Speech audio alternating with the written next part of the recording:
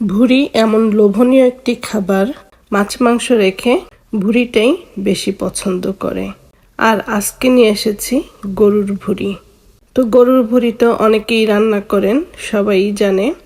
তো আমি যেভাবে রান্না করি সেটাই আজকে আপনাদের সাথে শেয়ার করব। আর এখানে আমি নিয়েছি গরুর ভুঁড়ি। তো আমাদের এখানে গরুর ভুঁড়িগুলি এরকম পরিষ্কার করা থাকে, বড় বড় টুকরো করা থাকে। তো সেগুলো এনে আমি ছোট ছোট করে আমার মতন করে আমি কেটে নিয়েছি। আর অনেকেই বলে যে এরকম ভুঁড়িগুলি মজা হয় না খেতে। তো আজকে তাদের জন্য এই ভুঁড়ি রান্নাটা। তো ভুঁড়িগুলো কেটে ধুয়ে পরিষ্কার করে নিয়েছি। এরপরে আমি দিয়ে দিলাম 2টো তেজপাতা 4 টুকরো করে, দিয়ে দিলাম 7-8টা এলাচ, 2 টুকরো দারচিনি, 10-12টা গোলমরিচ এবং 10-12টা লং। আর দিয়ে দিলাম 1 চা চামচ হলুদ গুঁড়ো, 1 চা চামচ মরিচ গুঁড়ো, 1 চা চামচ জিরে গুঁড়ো এবং 1 চা চামচ ধনে গুঁড়ো, আধা চা চামচ জয়ফল গুঁড়ো, আধা চামচের থেকে একটু কম জত্রি। দিয়ে দিলাম 1 টেবিল চামচ আদা বাটা এবং 1 টেবিল চামচ রসুন বাটা। দিয়ে দিব 1 চামচ লবণ। তো এই তো সবগুলো উপকরণ দিলাম। দিয়ে এখন এর মধ্যে ঠান্ডা পানি দিয়ে দিব। তো পানির পরিমাণটা এরকম হবে যাতে ভুঁড়িগুলো একদম ডুবে থাকে। তো একটু বেশি করে পানি দিতে হবে। তো পানিটা দিয়ে এরপরে আমি চুলাটা অন করে দিব। তো চুলাটা অন করে দেবার পরে এখন নেড়ে চেড়ে সবগুলো মশলা আমি মিশিয়ে নিব। আর ঢেকে দিলাম। এখন এই ভুঁড়িটা আমি সেদ্ধ করে নিব।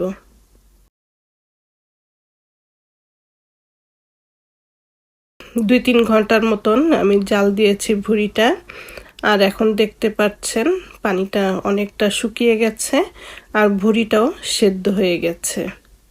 তো এর থেকে পানিটা আমি আর বেশি শুকাবো না, এ পর্যন্তই রেখে দিব। রেখে এখন এই ভুঁড়িগুলো আমি এই পানি থেকে ছেঁকে ছেঁকে তুলে নিব। আর এই যে দারচিনি তেজপাতা এগুলো আর কোনো কাজে নেই। তো এই দারচিনি তেজপাতা এগুলো সব আমি তুলে ফেলব। তো একটি চালনির মধ্যে আমি সবগুলো ভুঁড়ি পানি ছেঁকে ছেঁকে তুলে নিচ্ছি। আর এই পানিটা কিন্তু আমি রাখবো না, এই পানিটা আমি ফেলে দিব। এবার চুলায় আমি একটি পাত্র বসিয়ে দিলাম। আর এর মধ্যে আমি এখন দিয়ে দিব রান্নার তেল। তো ভুঁড়িতে একটু তেলটা বেশি দিতে হয়। তো এজন্য আমি এখানে 2 বা 2.5 কাপ হবে তেল দিয়ে দিয়েছি। এরপরে দিয়ে দিচ্ছি তেজপাতা, 3টি তেজপাতা দিয়েছি, 2 টুকরো দারচিনি, 6টি এলাচ এবং 5-6টি করে লং এবং গোলমরিচ। তো তেলের মধ্যে এটা আমি একটু নেড়ে চেড়ে ফোড়ন তুলে নিব। আর এরপরে দিয়ে দিব পেঁয়াজ কুচি। তো পেঁয়াজটাও এখানে আমি 4-5টার মতন পেঁয়াজ নিয়েছি, বড় সাইজের পেঁয়াজগুলো। আর পেঁয়াজগুলো কিন্তু আজকে কুচি কুচি পাতলা করে কাটিনি, একটু মোটা মোটা কেটে ছোট করে নিয়েছি। তো পেঁয়াজগুলো এখন এই তেলের মধ্যে ভেজে নিব। আর একদম কড়া করেও ভাজবো না বা বেরেস্তাও বানিয়ে ফেলবো না, কিছুটা লাল হলেই কিছুটা লাল করে আমি ভেজে নিব। তো পেঁয়াজগুলো আমার ভাজা হয়ে গেছে। আর দেখতে পাচ্ছেন আমি কিন্তু অত বেশি পেঁয়াজটা ভাজিনি। তো এখন এর মধ্যে আমি দিয়ে দিব 2 চা চামচ গুঁড়ো মরিচ। তো যে যেরকম ঝাল খাবেন সেই অনুযায়ী মরিচটা দিয়ে দিবেন। আর দিয়ে দিচ্ছি 1 চা চামচ হলুদ গুঁড়ো, 1.5 চা চামচ জিরে গুঁড়ো এবং 1 চা চামচ ধনে গুঁড়ো, 1 টেবিল চামচ আদা বাটা এবং 2 টেবিল চামচ রসুন বাটা। দিয়ে দিলাম 1/4 চামচ জয়ফল গুঁড়ো এবং 1/4 চামচ জত্রি। আর দিয়ে দিচ্ছি লবণ। তো লবণটা একটু সাবধানে দিতে হবে, যেহেতু এর আগেও একবার লবণ দিয়েছি। তো প্রথমে অল্প লবণ দিয়ে নেবেন, এরপরে যদি মনে হয় যে আরও লবণ লাগবে তো তখন আরও লবণ দিয়ে নেবেন। তো মশলাগুলো দিয়ে নেড়ে চেড়ে পানি দিয়ে দিচ্ছি এবং পানির সাথে মশলাগুলো ভালো করে মিশিয়ে নিলাম। এখন ঢাকনা দিয়ে ঢেকে আমি মশলাটা কষিয়ে নিব।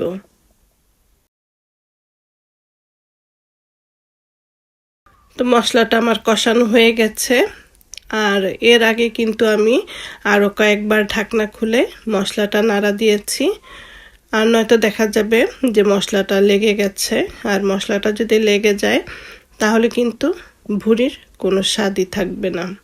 তো এখন পানি থেকে ছেঁকে যে ভুঁড়িগুলো রেখেছিলাম সেই ভুঁড়িগুলো এখন এই মশলার মধ্যে দিয়ে দিব। তো ভুঁড়িগুলো দেওয়ার পরে আমি দিয়ে দিলাম 5-6 কোয়া আস্ত রসুন। এটা যার যার ইচ্ছে, অপশনাল, দিলেও দিতে পারেন, আর দিলে তো একটু টেস্টটা ভালো আসে। তো এরপরে মশলার সাথে আমি ভুঁড়িগুলো মিশিয়ে নিব। মিশিয়ে নিয়ে ঢাকনা দিয়ে ঢেকে 10 মিনিট রান্না করব। তো 10 মিনিট পরে আমি ঢাকনাটা খুলছি। ঢাকনাটা খুলে এখন উল্টে পাল্টে নেড়ে চেড়ে দিব। আর কিন্তু আমি ঢাকনা দিয়ে ঢেকে দিব না, এখন একটু পরপর নাড়া দিতে হবে। আর এই মশলার মধ্যেই ভুঁড়িটা আমি ভেজে নিব। তো এই ভুঁড়িটা রান্না করতে কিন্তু বেশ সময় লাগে, প্রায় 2 ঘন্টার মতন। তো পুরো 2 ঘন্টা তো আর দেখানো সম্ভব না, তো আংশিক কিছুই দেখাচ্ছি। তো এই তো ভুঁড়িটা নেড়ে চেড়ে দেখতে পাচ্ছেন এখন অনেকটা হয়ে গেছে। তো এই পর্যায়ে আমি দিয়ে দিলাম 3টা শুকনো মরিচ। শুকনো মরিচগুলো চাইলে কেটেও দিতে পারেন, তো আমি আর কেটে দেইনি, আস্ত দিয়েছি ভাতের সাথে মেখে খাওয়ার জন্য। তো এই তো উল্টে পাল্টে নাড়তেই থাকবো, আর নেড়ে নেড়েই এই ভুঁড়িটা ভেজে নিব। আর এই ভুঁড়িটা রান্না করতে যতটা সময় লাগে খেতে কিন্তু অত সময় লাগে না। আর এতক্ষণ সময় নিয়ে ভুঁড়িটা রান্না করলাম, তো খাওয়ার সময় দেখা যাবে 5 মিনিটেই খাওয়া শেষ। আর এভাবে ভুঁড়ি রান্না করলে এরপর থেকে এভাবেই রান্না করতে থাকবেন, যে এভাবে রান্না করলে কতটা মজা হয়। তো এই তো ভুঁড়িটা আমার এই পর্যায়ে হয়ে গেছে, আর দেখতে পাচ্ছেন এখন কিন্তু অনেকটা ভাজা ভাজা হয়েছে, আর মশলাগুলো কিন্তু হাঁড়ির সাথে একদমই লেগে নেই, এগুলো ভুঁড়ির সাথে লেগে গেছে। আর দেখতে পাচ্ছেন ভুঁড়িটা দেখতে এখন কত সুন্দর হয়েছে। তো এই তো রান্নাটা হয়ে গেল, আর এখন আমি দিয়ে দিব ভাজা জিরের গুঁড়ো।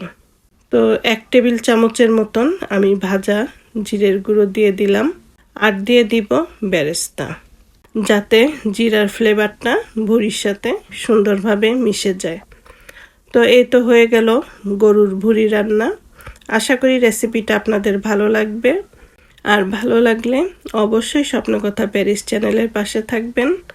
ভালো থাকবেন সবাই। আল্লাহ হাফেজ।